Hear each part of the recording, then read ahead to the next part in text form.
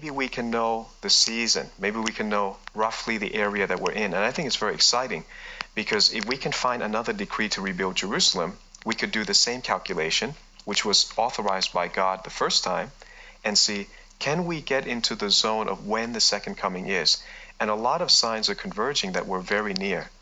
I think in these 2020 season, we've got a lot of things converging. And so I think we should live, fervently for Christ, tell as many people about Jesus as possible. But the question is there or was there another decree to rebuild Jerusalem? Because at 70 AD, they get dispersed, the Jews, and there's a diaspora, so the nation of Israel ceased to exist. Was there another decree? And sure enough, if you look in history, the Sultan Suleiman made a decree to rebuild Jerusalem in 1537 AD.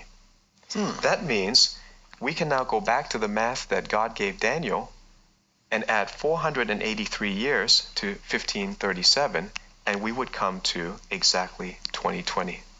That's next year. Wow. Okay. Now, if we want to go further, because it doesn't mean might not be the end, might not be Jesus coming, might be the beginning of the tribulation or the beginning of a decree to rebuild the third temple, let's say. But we have another date. We have 490 years, and if we add that to 1537, it takes us to 2027. And within that time zone, there is another great American solar eclipse that's due, and that's coming in 2024.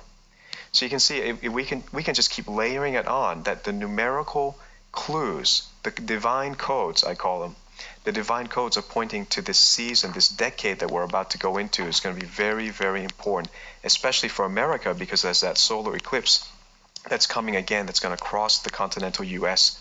And that happened in 2017, and the last time before that was 1776.